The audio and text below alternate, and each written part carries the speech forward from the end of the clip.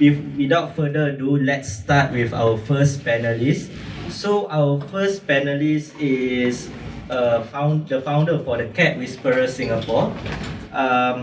She's an animal welfare advocate for over a decade, and she is a former community cat caregiver, as well as an experienced rescuer and rehomer.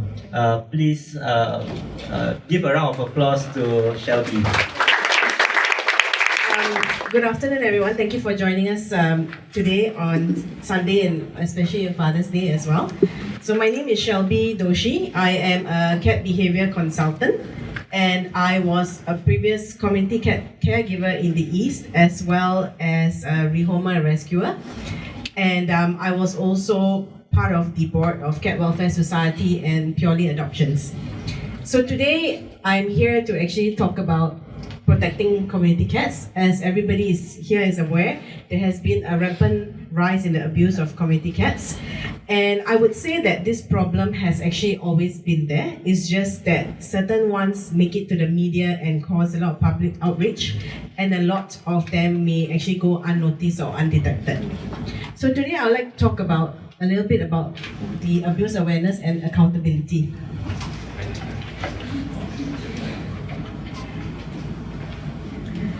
So my objective today is basically to have an open discussion on how we can better protect our community cats and push forward for change, which I'm sure that everybody here would like to have some positive change. So what actually happens on the ground, from the ground perspective, for those of you here who may not be community cat feeders, or you may not know actually what happens when you encounter an abuse case or a community cat, all right? So basically, abuse happens outdoors most of the time, and who are the victims? Basically, they are community cats. And how did they become community cats is that a lot of them started off as abandoned cats. So how do they become abandoned? It could be a backyard breeder's cat who they have thrown out because maybe they don't sell well. It could even be a hoarder case where somebody has 50, 60 over cats and slowly lets out the cat. And it can also be basically a community cat who had litters and went unsterilized. So that is how we come about with community cats in the first place, right? And a lot of the abuse may go unnoticed. They may not be reported because a lot of community caregivers are elderly. They may not have the resources, they may not have the voice. A lot of them may not be English speaking, a lot of them may not be computer savvy to even know that they can report things. So they rely on people such as myself, people like me, younger people who are now more vocal and are stepping up to help them.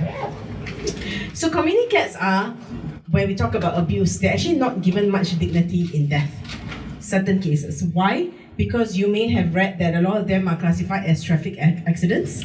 Not saying that traffic accidents do not happen. Yes, they do. But when we talk about abuse cases, and you may have read about the recent abuse cases, which are actually what caused the recent outrage, are they really traffic accidents? And if they are, can you please, tell us why they are traffic accidents? You see, we're not unreasonable people. We're not unsensible people. Oh, everything is an abuse. It's not true. So there are many cases where it could be that the cat, for example, goes under a hot car and has an exhaust burn. And you know it's an exhaust burn, it's an accident. You treat the cat. It doesn't mean that, oh, there's a burn on the cat, it's abuse. So I like to highlight that maybe there is always this biased approach that, cat people are crazy, or the crazy cat lady syndrome, which is not true. Most community cat givers are people of sound mind and open mind. It's just that, if you explain why certain thing happened and why did you come to this conclusion, and it is a legit and sensible approach, I'm sure it will be accepted. A lot of times when we talk about traffic accidents, we talk about roadkill. If you actually look at the act, actually a lot of animals are not classified under roadkill. Cattle is because this was an act of the British times, right? But I don't see any buffaloes on the road or, whatever that classifies as cattle. That's one. Secondly, abuse is actually treated separately because it's not a human crime. that means that the Singapore Police Force does not handle animal issues. So if you do call the police, they will automatically call NParks, which is basically, you may have known them as AVA, AVS, and now it's encompassed under NParks. That is how the flow goes.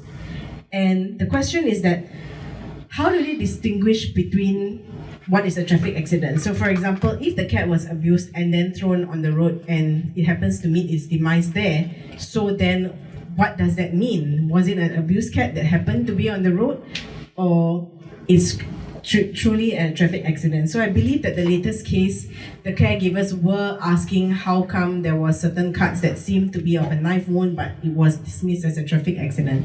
Now, I'm not a police officer, investigator, lawyer, nothing of those professions. I cannot say yes, I cannot say no, but it is a question to ponder upon. And I think a lot of us would like some answers so that we can kind of have some closure, like, oh, okay, the evidence points to this. It seems legit, it seems that I can accept this explanation. So I guess what we're asking for is reason. When we talk about abuse cases, of course, there must be evidence with abuse cases. So what are the limitations that it comes to gathering evidences? Well, we know that Singapore has a lot of CCTV. I think there was some research article about how many cameras we have per square, because we are a very small country. We have CCTVs everywhere. I'm pretty sure by the time you came here to the car park, you will have probably had more than 20 CCTVs taking your face already coming here, right? So the question is that, how is it being utilized for animal abuse? Now, I will share from my personal experience. So again, not representing a lawyer, police officer, I'm none of that. But I used to be a caregiver, and we actually went to the extent of mapping out CCTVs in our area. Because if you ever look closely to the pole camera, there is always a sticker that shows a number. So I did a very nice map of the area, very excited and proud of myself. This camera, okay, this number. Only to find out that a lot of them, number one, are not maintained. Which makes sense to me because I've never seen a town council person cleaning the camera ever. Dust gathers, then what? What happens? I'm cleaning my camera constantly against my jeans every single time I take a photo, right? So how is it maintained? Secondly, if you notice many cameras and they kind of look old, it's because they were probably abandoned cameras. So at one point in time, the camera did belong to HDB or town council, but new cameras are laid, just like pipings. So it could be that the camera never captured anything because it has been defunct for a very long time. So these are questions that I had because I had a case in Bedok where 19 cats were abandoned in an area, and I was very surprised that we're talking about pole cameras, at the lift landings, in the lift, everything from the shops. How come nothing was caught on camera? It is very puzzling to me, and this is when the mapping started. Secondly, very sensible and simple question. If somebody snatches my handbag now and runs across, I think that the police can probably catch the person, although there's nothing valuable in my bag, so there would have been a nonchalant activity. But why is it that we cannot catch anybody harming a cat? So at one point in time, I got the answer that, unless it happens under a CCTV or recording, it's very hard to pinpoint. But my question to you is that, which person will do something bad under a CCTV knowing that there is a CCTV there? Right? So if you tell me that somebody knows the CCTV there and still does something, I can accept that the person is really probably not of very high intellect or not of very sound mind, But the evidence is that there are gaps because the CCTVs belong to SPF, and to my knowledge, anything would have to go to SPF to retrieve the footage. So if you were to make a report to AVS, by the time they get around to it, they will need to go to SPF to retrieve the footage. Then the question is, how long is it being stored? And it is not easy to retrieve the footage, I would say, because you don't know, like a human crime, there is always a timing. I'll tell you that my bag was snatched on this date around this time, and it's very easy to go back. But when it comes to an animal issue, nobody's going to tell you anything. So they literally have to sit there and watch through hours and hours of footage trying to make sense of it. I don't admire their job. I'm pretty sure that's very tough. But again, then it comes down to questions where, is there a delay in retrieving the footages? what if the time has passed? For example, if the camera only captures up to 48 hours and you look at it later on. And I have heard from caregivers, so again, hearsay, I cannot verify, that sometimes they are able to show them, but you cannot take a recording or you cannot record it. So you just see it for yourself. So I think these are all limitations that people would like answered, and I'm sure with today's technology, there are better ways to go around this situation. The question is, what is the better way and why has it not been thought of yet? And also, when it comes to public housing, there are always crosses between agencies, which is Town Council, NEA, NParks, HDB, and it's always a grey area which they have not worked out. Now, when we talk about why animals are not really, why abuse cases are not really harshly dealt with, to me, as a person on the ground, it is basically how do you view the animal. So, my panelist has pointed out earlier on that somewhere in the act there is a mention of sentience. So sentience, basically, it means that you accept that the person has feelings, able to feel pain, joy, whatever, which are actually animals, right? So that means that when you abuse an animal, the animal is capable of feeling pain, the animal is capable of feeling fear. But is this taken into consideration when you pursue an abuse case? Is this taken into consideration when you sentence an abuser, is the question. So that means that there is a possibility for weak sentencing, and maybe to us animal lovers, this is not good enough. How is it that somebody can abuse an animal and only get a fine and a ban of like, you're not able to own an animal for 1 year only, after that can? So to me, I struggle to understand this part.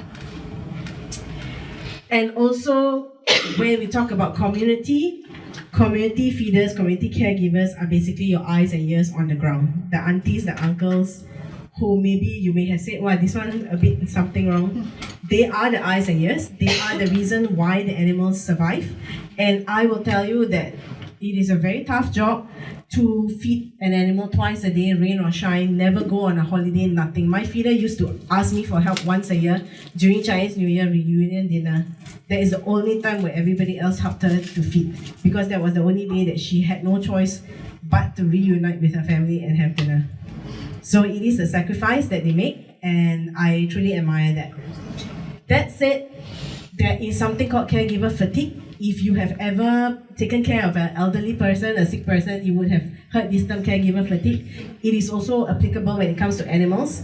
And sometimes I would say in a way a little worse, because you can't communicate with the animal. You can't tell the animal, stay here, I'll come back tomorrow. Tomorrow may never come for the animal, we don't know. And that is something that we accept, that we may never see this animal again. Lack of trust in authority. So a lot of times, caregivers don't make reports of abuse of anything. Why? To them, what's the point? I make report, I give evidence, I send photos, I send this, I send that, nothing happens. However, the statistics are being affected. So when I was in CWS, one conversation we had was that actually abandonment is very low in Singapore. Only the report shows that there's less than 50. However, that's not really true because people don't report it. Right? The ones that come to their statistics are what is reported. But there are so many that go ahead. So in one case, I have 19 cats abandoned. There's already 19 head count already, right? But I report it, so it goes into a database that there's 19 cats at this point in time. But if the feeder doesn't do it, then this case never existed at all. And some patterns are very hard to pinpoint when it comes to abuse, because it doesn't mean that Yishun abuser means that Yishun, the person lives in Yishun. The person could be very mobile and go around certain areas. How do you pinpoint it? How do you find it? It's really, really difficult.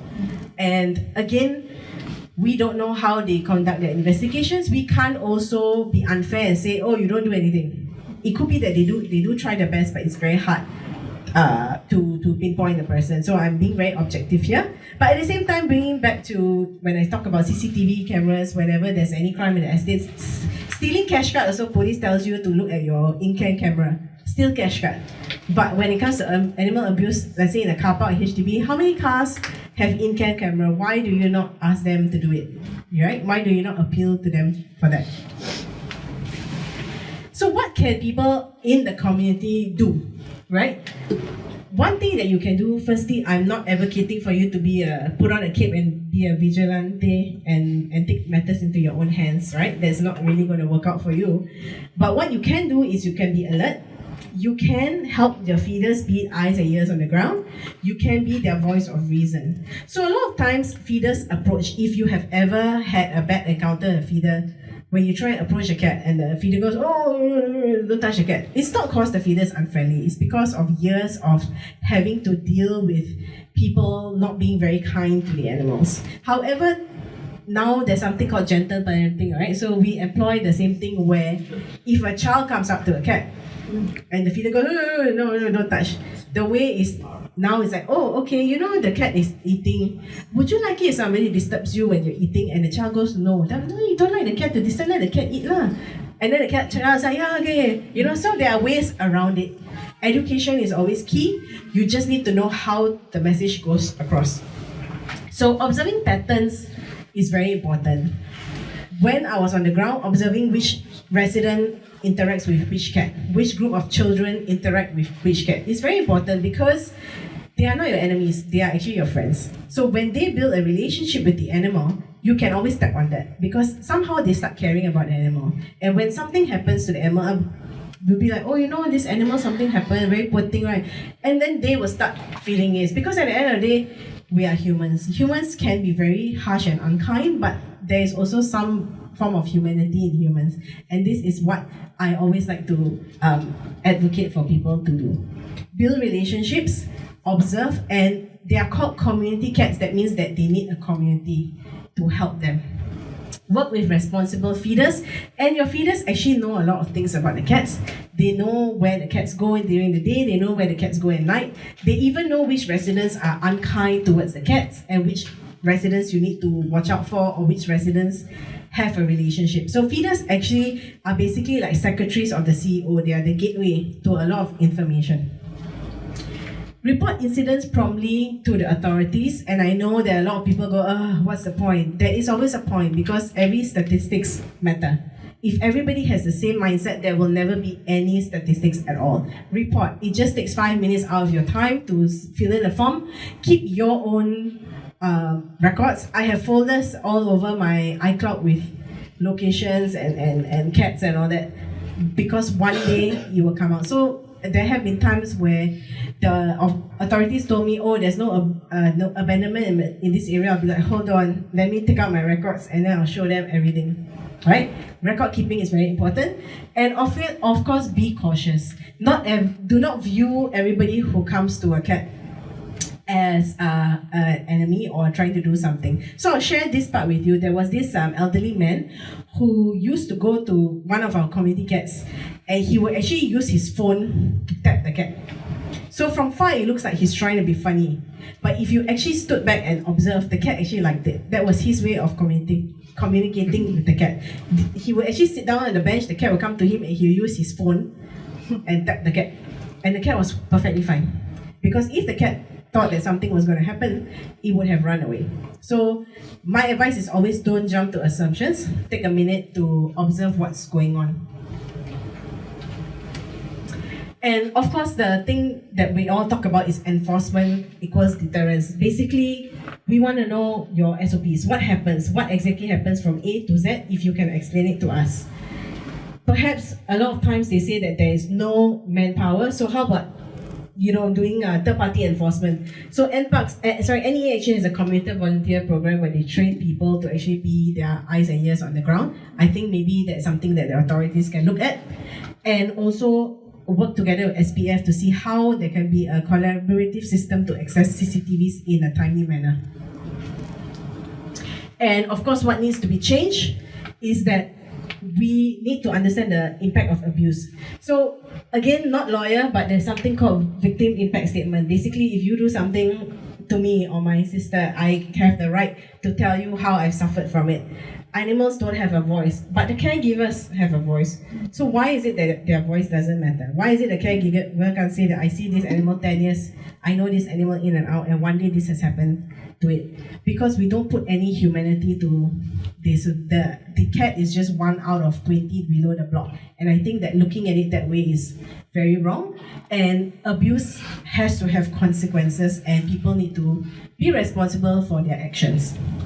And any animal needs to be treated equally, and of course we need to work together as a community. And of course this reflects us as a society. What does it say to us if we let abusers get away? What does it say about us that we are closing one eye and we're okay with it? I'm not okay with it, and I'm pretty sure all of you are not okay with it. That's why you're here today. Thank you very much for the time, and I'll pass it to my next panelist. Thank you. Thank you.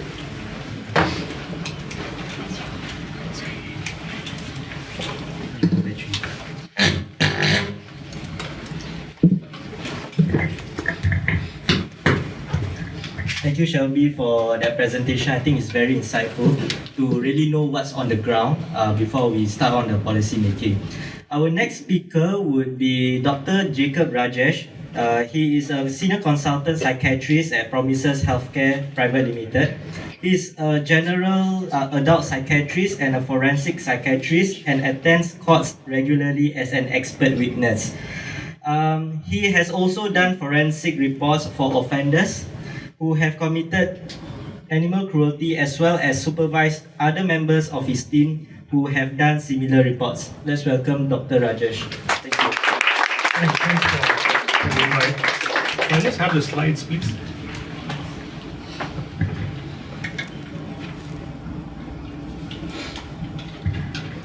Animal abuse, you can actually classify them into 3 different types. Most common is the impulsive type.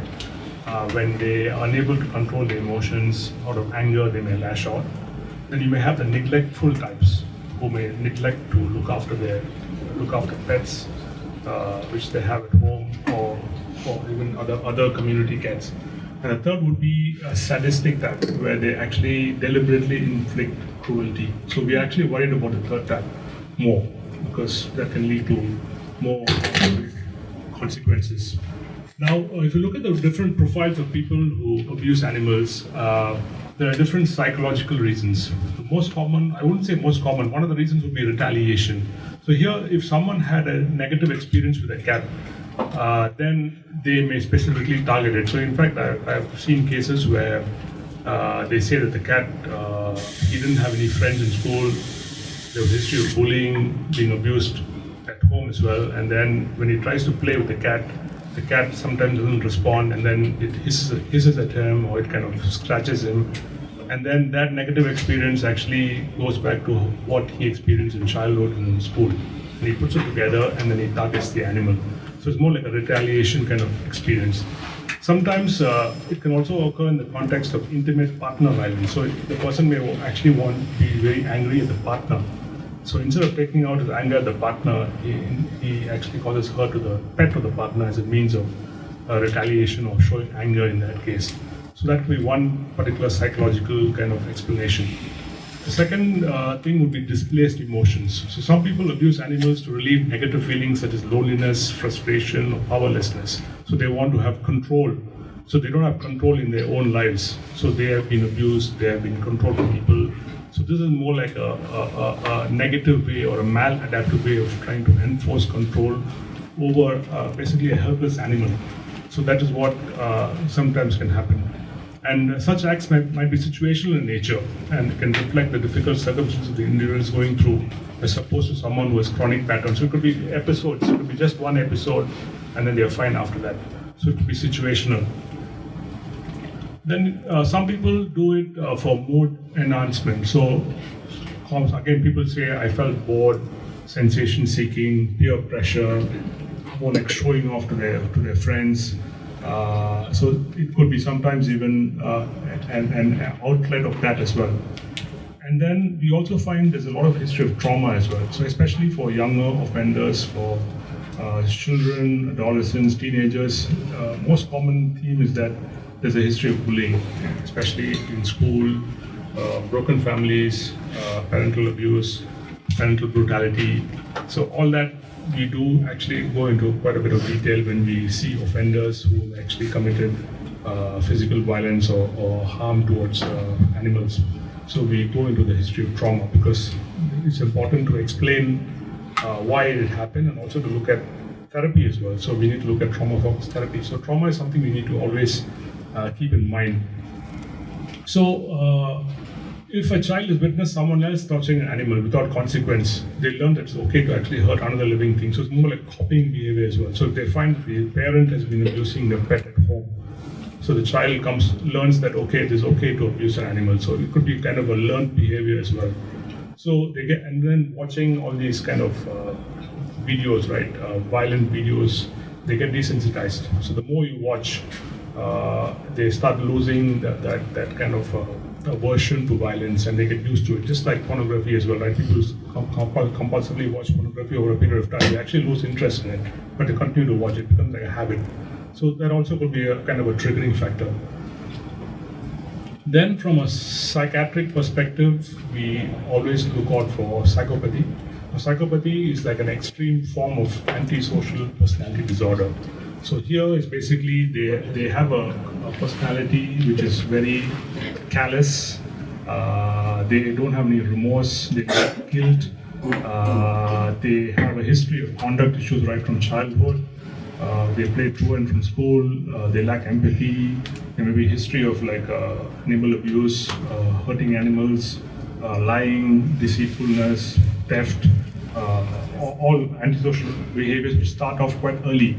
Psychopathy is the extreme form of antisocial personality disorder. It's quite uncommon to have some psychopaths. We use psychopaths in lay people's terminology, but psychopathy by itself is a very narrow description of an antisocial personality disorder.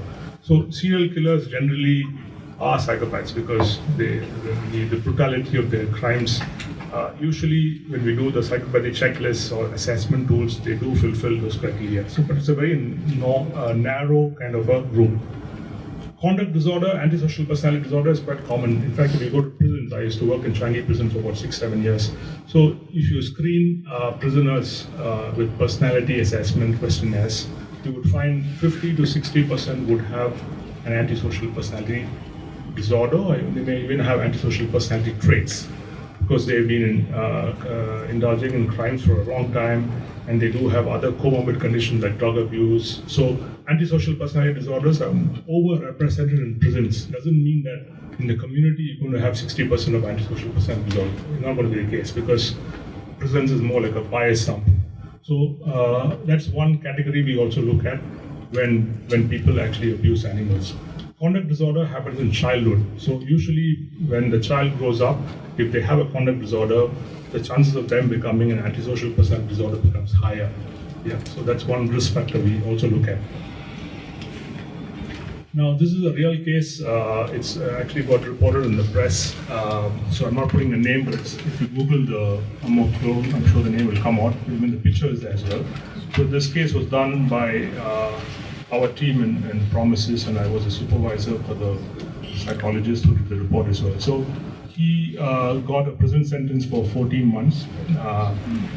He had a diagnosis of major depressive disorder, and both the psychiatrists. So usually for forensic medical legal reports, usually there's a prosecution psychiatrist from IMH who does a report. And then if the lawyer is involved, the lawyers will also refer to the defense psychiatrist to do a report as well. So not all the time there'll be 2 reports. Sometimes there'll be only 1 report. So in this case, both the prosecution psychiatrist from IMH and also the defense psychologist or psychiatrist diagnosed the person to have major depressive disorder. And major depressive disorder contributed to the offense of actually killing the cats. But he was not given something called an MTO. MTO is like a community treatment order, mandatory treatment order. So the person is not sent to prison, but is compulsorily ordered to receive treatment from IMH on an outpatient basis. So the defense lawyer, in fact, asked for the MTO, asked the judge, can you grant MTO instead of sending him to prison? But then the judge disagreed and said he gave his reasons. These were aberrant acts. that caused public disquiet. And he recognized that Mr. Lin suffered from a mental condition at the time, but said that his horrific actions deserved punishment nonetheless. So I think my lawyer friend would go into the different sentencing principles, how judges come to a decision. So he can cover that part. But the judge also considered that he had not reoffended since December 2021. So after he started receiving treatment, his reoffending actually reduced and his rehabilitative prospects were good. And then between 2019 and 2020, he abused cats to handle his emotional distress. When he felt frustrated, he would walk around HDB estates and he knew there were more community cats and options to harm the cats when he was feeling angry. So at previous hearings, the lawyer said that the offences took place during a tumultuous period in his life when he was facing stressors like unemployment, family conflict, and financial pressures. Now, unemployment, family conflict, financial pressures is not particularly only common to him. I'm sure a lot of people in Singapore do face that as well. Doesn't mean that all of them would become animal abusers. But in this case, these stressors triggered and precipitated a major depressive disorder, which is a clinical diagnosis, it's a clinical condition. So not everybody would have major depressive disorders in response to the stressors which people commonly face. What are the other mental health conditions which can also lead or contribute to animal abuse? So adjustment disorders are short-lived emotional and behavioral symptoms which occur in response to stressors. It could be loss of job, breakup of relationship, failure in exam. These are real life stressors. So in fact, we have cases of adjustment disorders in Singapore where it has also led to murder as well. So there's a case in Amokyo as well where the husband killed his pregnant wife. He had adjustment disorder. So it even led to homicide. So I was a psychiatrist who did the report for that case as well. So adjustment disorders are short-lived disorders and they usually get better when the stressors are removed and they're episodic disorders.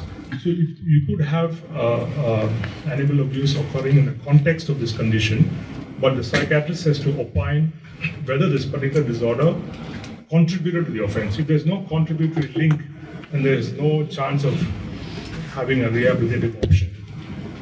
The other disorder which we also look at is intellectual disability. Intellectual disability is low IQ. They may have poor impulse control. They may have limited understanding of the consequences of what they do and right and wrong. So we always screen for whether the person has got ID or intellectual disability. I've already covered antisocial personality and conduct disorders. Now, animal cruelty at a young age is a warning sign for future interpersonal violence. So we look at children and if we look back retrospectively, if people got ASPD, antisocial personality, we in fact ask them whether there was history of violence in childhood towards other people or towards animals. So there's something called a violence graduation hypothesis, which assumes a direct causal link between animal cruelty and interpersonal aggression. So youth who abuse animals are also at an increased risk of harming peers, family members, and others later in life. For them, such behaviors may be driven by curiosity, desire to gain peer approval, or even a desire to attract attention. However, these studies' results were then interpreted over a period of time. In fact, there have been studies in the past as well. They found that there are many people who abuse animals, but when they grow up, they lead normal lives. There is no violence in adulthood. Similarly, if you look at people who've committed murder, you look back in childhood, there is no history of any animal abuse or other abuse towards human beings when they were young. So it's not always the case. There's probably some correlation, but it's not really causation. Vast majority of children who abuse animals do not go on to become serial killers. So the results are quite mixed. The other hypothesis is something called a deviance generalization hypothesis. Here, animal cruelty is only one part of their deviant behavior. So it's not just animal cruelty alone. So they may also have other criminal behaviors like robbery, arson, extortion. So if you go to arson, it's basically fire setting. So there was a psychiatrist in 1963. His name is Dr. John McDonald. He did a study. He worked in Colorado hospital, and he interviewed 100 people who expressed homicidal intent. So they were actually inside the hospital. He interviewed them, and he came up with a triad. risk factors for people who can actually become homicidal. So he identified 3 factors. One was bedwetting, it's called enuresis, after a certain age. Second thing was deliberate fire setting or arson, and third was animal cruelty. So these 3, if you have 2 of these 3 factors, he said that the chance of becoming an abuser, becoming a violent offender in adulthood becomes higher. But then after that, this is 1963, so there have been many more studies after that, and they found that actually these 3 factors are not directly linked to somebody becoming homicidal, but it reflects their own trauma. So it's linked to parental abuse. So these factors, enuresis, like bedwetting, could be linked to even childhood abuse or sexual abuse, or fire setting would be linked to factors which in childhood which led to them. So it's not directly linked, but then the risk factors, the more risk factors you have, the chances become higher. So the studies were again mixed here. So, but if you have repeated animal cruelty, so repeated episodes, hands-on offending, sexually oriented abuse, sometimes we find they may also sexually abuse the animal. So these are red flags. These are sadistic behaviors. So we are worried about these behaviors. So to summarize, compassion and protection should extend to all vulnerable beings, not just human beings, but the animal life as well. And the boundaries we draw between different forms of violence may be more artificial than real. What is the treatment? What treatments do we give? From a psychiatric perspective, we have to first assess whether the person has got a recognizable mental health condition. If they have a recognizable mental health condition, we have to identify it and treat it. So the mental health condition may or may not have a contributory link to the offending. So from a medical legal point of view, if the mental health condition did contribute to the offending, then the treatment of the mental health condition would reduce the risk of reoffending.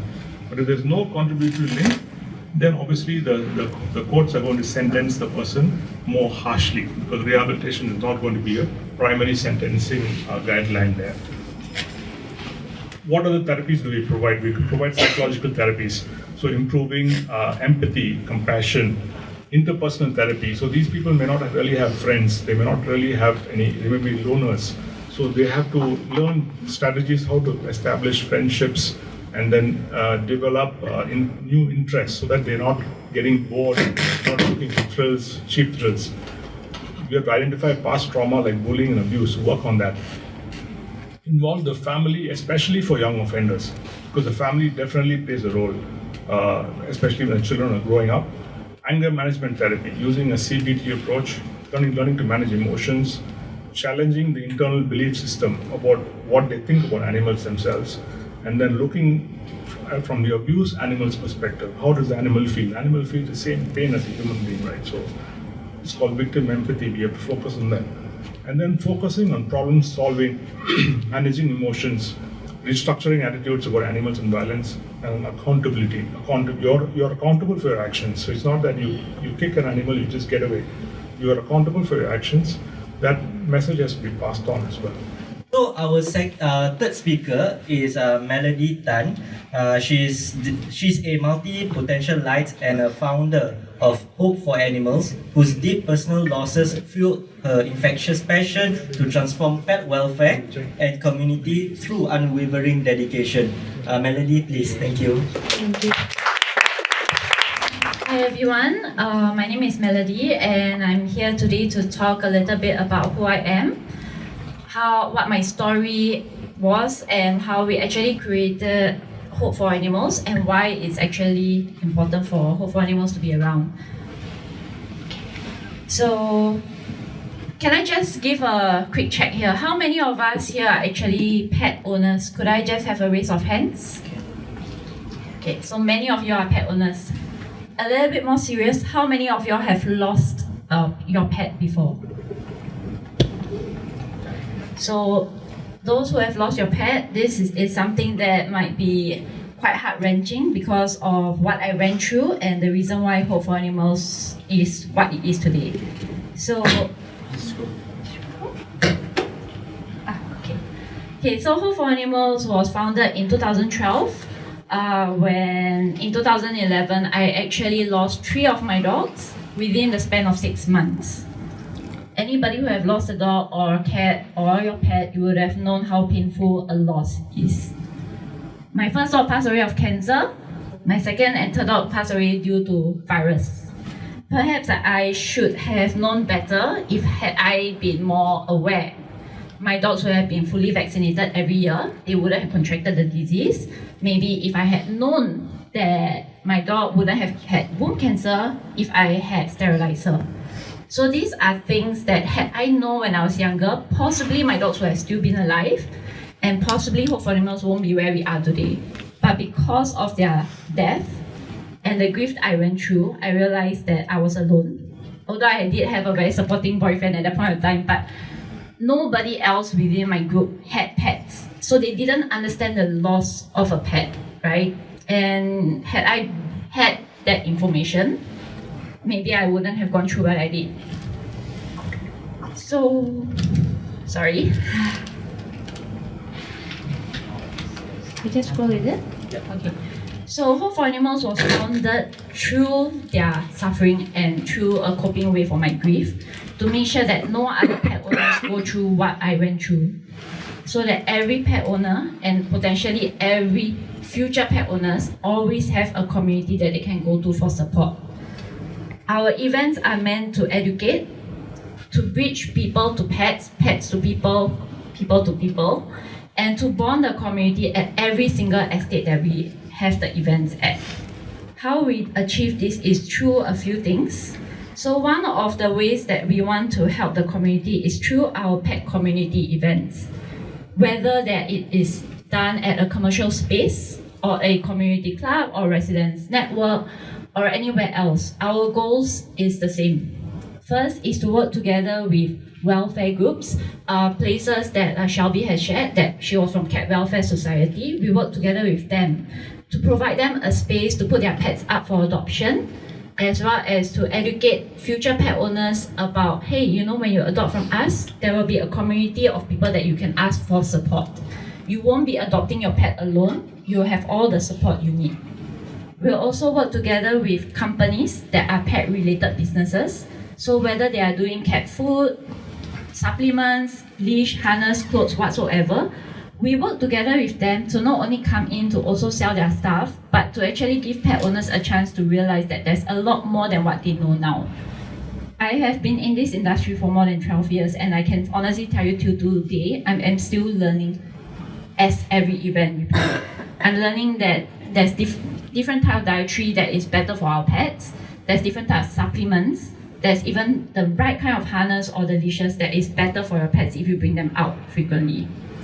We also work together with interest group. As mentioned earlier, we do work with AVS. At that point of time, maybe you might know them as AVA, as well as the community within each estate. So when our volunteers actually run the event day on itself, they actually do talk to the pet owners there, talk to them to understand a bit more about their journey as a pet owner and how they can actually learn more from the event. So in our organization, we are all actually volunteers. We are a non-profit voluntary group. We are separated into 3 groups, and I believe strongly in using everybody's skill to actually be part of the community. So even if you are not a pet owner, there's a lot of ways you can give back, and there's a lot of ways you can still be involved. So for the artists in Singapore, we actually formed this group during COVID. As you all know, during COVID, many of us were affected. Our jobs were affected, our livelihood was affected. Many of us went through depression because we are stuck at home. So actually, during COVID was when we formed a group called the Artist Group, where they actually paint and draw at home to actually fundraise for the shelters and at the same time give something back to current pet owners. We have our events team who run on the day itself. They are all volunteers, just FYI, so they come from different backgrounds. They can come from accounting, admin. We also have some in the more design aspect, and we also have our productions team, also formed during COVID, who are professional photographers, videographers, or also hobbies. They come in to take photos of pets up for adoption, events day itself, and to help uplift the entire spirit of the pet community. We are not a rescue group. neither are we a rehoming group. We are actually there to help all the rescue groups. So we are working together with more than 35 animal welfare groups to give them a space to get their pets adopted. We also work with them to see what other campaigns we can bring more attention to. And because of the relationship we have with them, we learn a little bit more about what we can do in our events to bring awareness, or is there certain things that we can bring more responsibility to, so that at least we ourselves are practicing what we are preaching. With that, there are certain talking points that we have today. First one is we realize that there is a lot of limitation of engagement with people. Similar to what I went through many years ago, there were not many pet events. The only pet event at that point of time probably I knew about was Pet Expo. And Pet Expo, while it's an amazing initiative, there are not many things that I can learn from there as a pet owner. I remember being at one and I didn't learn anything about vaccination. So it's something we realize is an issue. For somebody who also do not drive, if there is a pet event within my estate, it is easier for me to travel there. And as mentioned earlier, not many people are on social media. So if we have community events with different estates in Singapore, we are then able to reach out to people who are not on social media, who don't join events. We are able to reach out to them, invite them down, tell them, say it's a fun event, but actually there's a lot more that runs in. How it works is whenever we have events at areas, we not only bring forth what I just mentioned, which is education through workshop, games, we work together with businesses to come up with ideas on how to educate people. But we don't do this education we don't tell them say it's education. We actually tell them say it's fun. It is fun workshop games that you can join. It is fun activities that you can bring your pets in. And from there, when they actually join it, they learn. And this has been proven with a specific area in Singapore. One of the areas that we started out with was at Toa Payoh West. We started there many years ago, and we've been doing an event there every year consistently. And I can tell you from the beginning of the event, when we first started there were many times we had to tell pet owners, please leash your dog. Please clean up after your pet. Cats should, if your cat is panting, means your cat is not comfortable here. Please bring your cat home. These are things we realize after doing that every year, we almost never have to go through that already. Toa Payoh West, officially, many pet owners there have been very, very responsible. We see the growth in different areas. And because we meet the pet owners, the residents there, we know and we can see them grow as also pet owners. Those that are eventually adopted from our events or even bring down their pets, we notice a very big change. But it's also because of them, we have to improve ourselves. Now the games that we come up is too easy for them. They are winning very easily. So we have to come up with new games, new challenges. So this also actually encouraged us to come up with innovative games and innovative workshops that we can uplift the community. The next issue we see was, as mentioned earlier by our earlier friends, is that the animal abuse is very high in Singapore. It's getting higher, and possibly because now it's more documented because people post it online. It could be high stress in Singapore. That could be a reason. It also could be a reason that children do not learn. But it also could be that children these few days are also learning more about focusing on their academics instead of their emotions. I'm seeing that a lot of us here are probably around my age, maybe slightly older, younger, but we are around the age whereby our generation, our parents probably compared our results to our cousins, to our relatives. Our aunties will call during Chinese New Year and ask, how's your daughter's results? What school did your daughter get into? These were the things that were very, very norm. And I think because during that time we were focused on that, we didn't know how to express our emotions. Our emotions are suppressed. When we are angry, we are told that we are being naughty. When we are upset, we are told not to cry. So these are things that we want to actually focus on. And for the animal abuse, the portion that we would like to target is the children. Children are our future. I don't have kids, but children are our future. And let's put it candidly, no matter whatever we want our future to be, what we expose to the children now, what we teach the children now, is going to form the future that we are going to live in. And that's why we actually want to come into schools. We want to educate them about pets, about animals. It's not just playing with pets, but learning about them, understanding their needs, their requirements, and eventually leading to how to interact with them. Eventually, they will grow to care for the animals. They will grow to learn how to feel, how to express themselves, and eventually be very good public service people in Singapore. This is something that we are currently working on. As I mentioned, we want to work with as many people as possible, and we believe that everybody's skills can be helping this. And that's why we actually are working with 2 teachers right now, but it's in the midst of forming, and we're hoping to launch this out next year. Thank you. The next speaker and last speaker for today is James Gomez Messiah. He's a senior associate at Edmund Pereira Law Corporation. He's a criminal lawyer who has represented clients across a wide range of offences, including serious offences and general crime. He is also passionate about animal welfare and is particularly interested in how the criminal justice system can support stronger enforcement, rehabilitation, and public education in the area of animal protection. James Gomez Messiah, please. Thank you. Thank you. Now, I'm a criminal defense lawyer by profession. I usually sit on the other side of the table. But like many of us here, I believe that the way we treat the voiceless reflects the strength of our society. Right? I don't speak here today as an activist or policymaker, but as someone who has seen firsthand the gaps in our legal system and how abusers sometimes slip through them. Now, let me start with the facts, and these are just numbers. In 2022, SPCA investigated 511 cruelty cases. In 2023, it jumped to 915, and in 24, it was 961, or the highest number that we've seen in over a decade. Now, some of us might say that this is not necessarily an increase in the cases of abuse itself, but that society is becoming more responsible and reporting these offences. And I think that's true to some extent. We've evolved, and with the advent of technology and public awareness, I see the public being more open and willing to reach out to the police. Last time it was 999 was something that we should never call unless someone was getting murdered. Now people call them, I know people who call them more than they call their friends. So, at the same time, we must ask ourselves, why is cruelty still happening?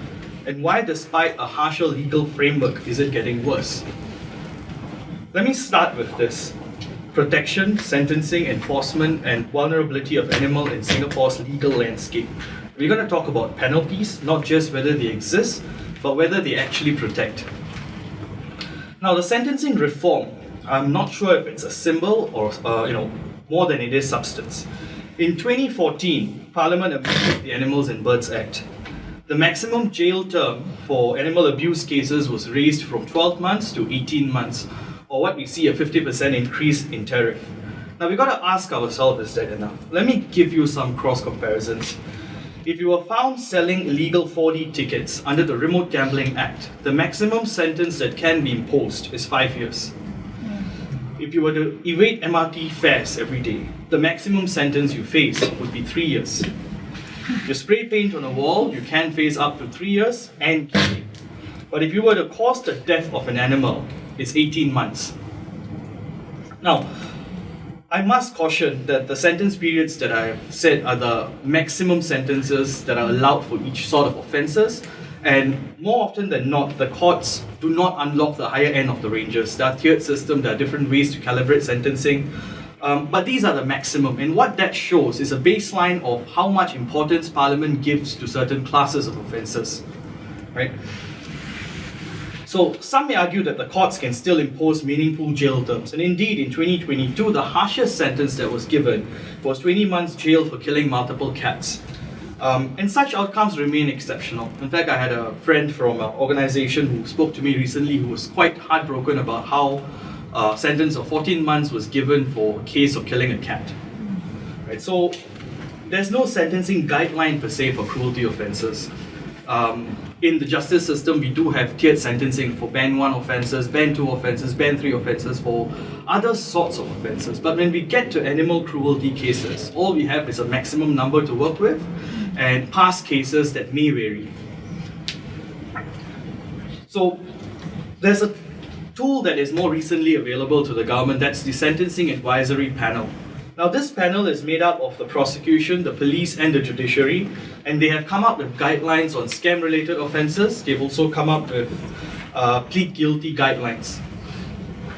So these forms of tools that are available to the government would better serve the purpose of enforcement, because they are able to design or give or propose a system that can not only talk about what the law should do, but also how it can do it, right?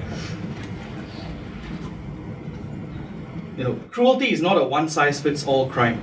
Our sentencing approach still treats it that way, right? And we look at DQs or disqualification orders, orders which prevent a convicted person from owning an animal for perhaps 12 months. Now, if person A is convicted of an animal cruelty offence and he's got a ban for 12 months, who is enforcing the ban?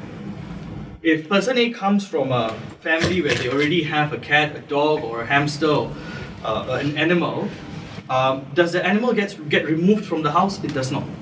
They still get to live in that same premises and at some level engaged with the pet that they're not technically allowed to. You can't tell a burglar not to burgle the house whilst leaving the door wide open. But that's what we are seeing with DQ orders that are in essence all teeth, no bite. Right? And in today's time, we have Carousel, we have Telegram, and any one of us here can potentially get a golden retriever by 7 p.m. if we wanted to. So where's the ID verification? Where's the registration process? Nothing, right? And yet we've got import permits for meats, for food items, but for animals it's a more relaxed approach that we are seeing. The real question is why? So what should we consider? At least in my humble opinion, I think the DQ period needs to be raised, or by DQ it means disqualification, at least from 12 to 24 months. If a person was caught drink driving, that is the tariff right now. Introduce lifetime bans for repeat offenders, expanding the DQ to households, not just individuals, mandating veterinary inspections for any residents where a DQ person cohabitates with a pet that was existing before the conviction. Right? And creating a central pet sales registry that checks IDs against offenders who've been banned. Now let's talk about vulnerability in law and whether it's a missing category. We shift now more towards a principal perspective. For example, under the Children and Young Persons Act, children are treated as vulnerable persons with heightened protection and sentencing. Under Section 73 of the Penal Code, abuse against domestic workers carries a 1.5 times enhancement in penalty because they recognize vulnerability. Because they are often seen as defenseless and dependent. Animals are the same. They can't speak, they can't seek help, and they rely completely on those who abuse them at times. So why don't we recognize animals as a legally vulnerable class of beings that deserve an uplift in sentencing? I think my good friend spoke about sentience earlier, and maybe I can just frame it into perspective. In countries like New Zealand and UK, animals are regarded as being sentient beings, which means the penalty that offenders receive for abuse cases remain markedly higher than what we see in Singapore. But that doesn't mean Singapore does not recognize animals as being sentient beings. In fact, Section 42 of the Animals and Bird Acts, which squarely deals with abuse cases, frames it as causing unnecessary pain or suffering, depriving food, water, or shelter, abandoning an animal. These prohibitions mirror the 5 freedoms framework. Freedom from pain, hunger, fear, and distress. And that framework is built on sentience. Right? Similarly, the Code of Animal Welfare by NParks follows the same model. Animals must be handled in ways that minimize suffering and distress. Again, I beg to see how enforcement is catching up to the letter of the law. So we are almost there. The logic is in place, but it is high time that we go a step further to explicitly recognize animal sentience in statute and let that affirmation guide how we design penalties, policies, and protections. Because the only thing worse than suffering is suffering that the law fails to see, and that's what we are seeing. the cases speak for themselves. Right? I can say that, oh, this is a roadkill or it's not an act of abuse. The car didn't hit the cat on the road. The cat didn't fly to the void deck on its own. Something happened. There was an intervening act. Right? Now, I think a lot of us here would be familiar with Crime Watch. You know, I can tell you hand on heart, I watched every single episode. Yes, that's how bored I was in life at one point. I actually watched from the 90s to now. I can every one. Now, in the more recent years, you'll see poll cam, right? You'll see the IO flash on the screen with some nice background music, and then, you know, within 24 hours they catch someone. So I'll give you this perspective. If now in the void deck you find the carcass of a cat that's clearly been abused, at the same time an auntie with $300,000 in a bag loses it at the exact same spot, who do you think would be caught first? The abuser or the guy who stole the $300,000? Okay. And that's your answer. Right? It's not that we don't have the resources. How are we using the resources? Right? And what I mean by that is, if you were to call the police, and I shared this earlier with some of them, if you call the police at 11 p.m. and say there are 2 guys under my block having a can of alcohol, at least one this petrol car will be there, 2 police officers out there screening IDs and, you know, tax money, but that's for a different day. But if I called them and said that a dog's screaming, or on the 3rd floor I give them a unit number, you know what they'll tell me? Call NParks. You know what NParks will tell me? Or call SPCA, we don't have resources. Right? Do you know how much vouchers we give out every year? You're telling me NParks is underfunded? Why can't we write vouchers to NParks? Right? No, it's a serious question. I know it's a bit humorous, but it is a serious question. There's no reason for somebody on the end of a governmental line to tell me that we are understaffed. That shows that either you don't give it enough importance or you just can't be bothered. Right? That needs to change. That attitude needs to change, and a paradigm shift is in order. Right? And Parliament's going to sit and they will overhaul the laws because they are that outdated. Something has to be done. Right? And then we look at the prosecution.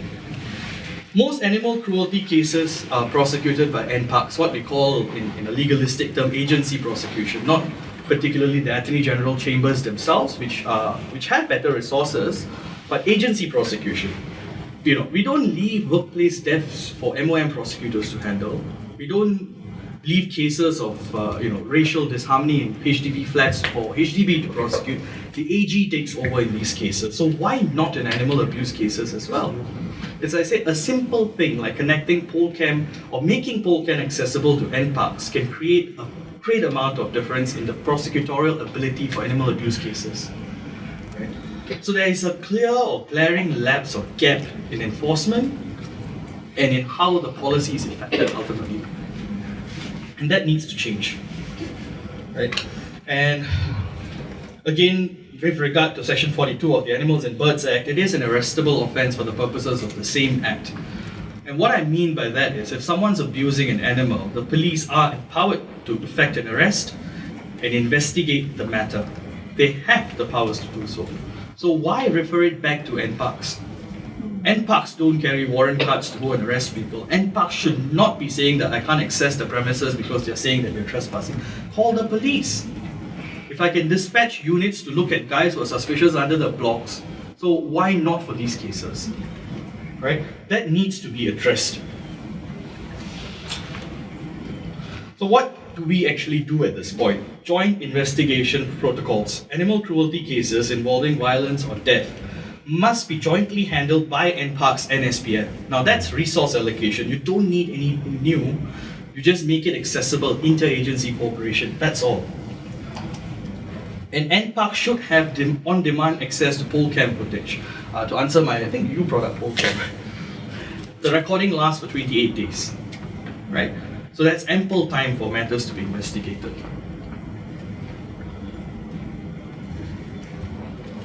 We need regular audits on how we respond to animal abuse cases. Right? That's never been done. We see SPC, it's not SPCA's duty to give us reports, and yet they do. NParks and AVS should be giving us these reports. Right? They should be the one telling us this many cases were reported, what we have done, how we are implementing it, what we are trying to improve on. Where's the report? Right? So these are areas that need to be addressed and can be improved. And I hope my good friend Arifin does something about it. Thank you for calling me as well. I think it was my inspiration to sit down and talk instead of use slides today. Now, I end on this final topic of recognition, reform, and responsibility. Where do we go from here? At the heart of this issue is a simple question of what kind of society do we want to be in? Right? And I think the overwhelming response that this panel, this event has garnered speaks for itself. Right? We need to call it for what it is. Animals in Singapore are still treated legally as property, yet we expect society to treat them as beings. They feel fear, they feel pain, and they die in silence unless someone comes to speak up. We know the law is already evolved. We have jail terms, fines, DQ orders, but the law is the skeleton. Culture is the muscle and compassion is the heart.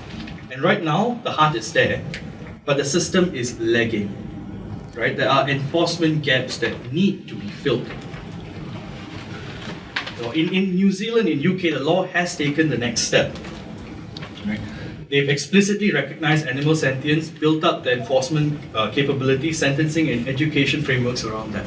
In fact, in countries like Australia, where I have volunteered with the Dogs Home when I was studying in Tasmania, animal abuse enforcement at times, if you would believe it, are harsher than if someone was to call the police for a case of fighting or something along those lines. So that's how serious they take these cases. And that shows the kind of society they aspire to be. Maybe they are not that. Maybe we are safer, maybe I can leave my car unlocked. But what kind of morals do we hold as a society?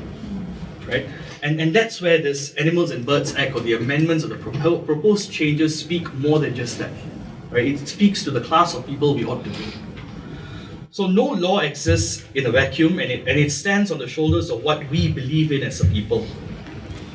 And right now we are clearly saying that we believe animals matter. So let's prove it not just in courtrooms, but in coordination, in funding, in response time, and in the very structure of the legal framework. The point, which is exactly very important, that's what citizens need to do, is you need to make your voice heard, and eventually you will be heard. I come from 3 different backgrounds. I come from an academic background, and so, the first thing I would say is get a graduate student, do a thesis on this, and get data, because frankly, the Singapore government is very data-driven. So if you have data which shows, in terms of the impact, the psychological impact, I hate to say this, but what they really look for is the economic impact, but also the intangible, the moral, the character of a Singaporean, and that is nowadays with qualitative research is quite can be done. And there are many of my colleagues in the various universities who do this kind of work. The second place which I come from is civil society. So before I became SDP member, in fact, some of you may know I joined the SDP the day before nomination day in 2015 because I was a member of Marua. And in Singapore, civil society members are not allowed to be political party members. It's in the constitution of most, I'm sure some of your associations, somewhere buried in there, and the ROS says you cannot be a political party member. But there is an incredibly important role for civil society, because civil society actually sets the agenda. When you're involved in civil society, you are closer to the ground, you're closer to the issues, and you can do things and you can say things that political parties can't do. And you can say things with independence, and the government cannot say you have a political agenda. You can say, look, in my constitution, which approved by ROS, there's no political party members there. We're doing this because we feel this is right, because we feel this is important, and we feel this is good for Singapore. No agenda. When a political party does it, agenda, you want to get votes, you want to get it, you want to get all the cat lovers to vote for you, that kind of thing. But civil society has a critically important role, and it's important that we go hand in hand. See, so civil society also, in some places they give report cards. And I know that this has happened for, even in Singapore, in certain fields, unfortunately not the most important fields, but they will, hold politicians accountable. And in the SDP, we believe ourselves to be a progressive political party. And so we are responsive to the concerns on the ground, to the concerns of Singaporeans. And Sun John has said this many times before. The civil society complains, we don't take up this issue, we don't take up that issue. I said, look, our job is to get into Parliament, and then later on we can take up these issues. So far we have failed for the last 28 years, but we're going to keep trying. And it's your job to keep us accountable. So if we do something that's straying away from our progressive agenda, please remind us. Okay, and that's where the SDP comes from. And finally, like I said, I'm now the chairman of the Singapore Democratic Party, and like I said, I'm so glad that all of you have brave enough to come into a party office. I can tell you, we had a Young Democrats meeting about a month ago, and for so many of them, it was the first time they ever set foot inside a political party office. And I'm old enough to remember when people were so scared, of even having a photo taken with JB Jeranam or Cham Si Tong or Chee Soon Chuan. But things have changed, okay? And I think the big change is social media.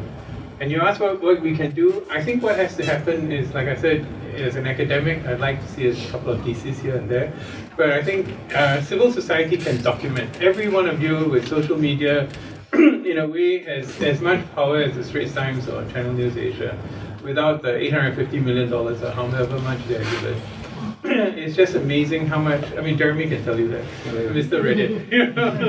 Yeah. So from out of nowhere, everybody knows him. Because your policy paper just put my name, don't put your partner. He's independent. So on that note, I think as one or two of you have said, we are making progress. It's been glacially slow. Okay, I mean, for years and years, the rule against cats in HDB flats has been the most insane rule ever, because everybody knows that it's been flouted. You talk about Singapore having the rule of law. It's just insane, and it's finally happened. So things eventually will change. It just takes really long. And I think with social media, with engaged citizenry, and with young people in SDP, we can hopefully make things move faster. Sorry, I only got one question for everybody. Who is our next minister? Yeah, that's a big question. We actually invited him, and he actually replied, and he gave a cryptic reply.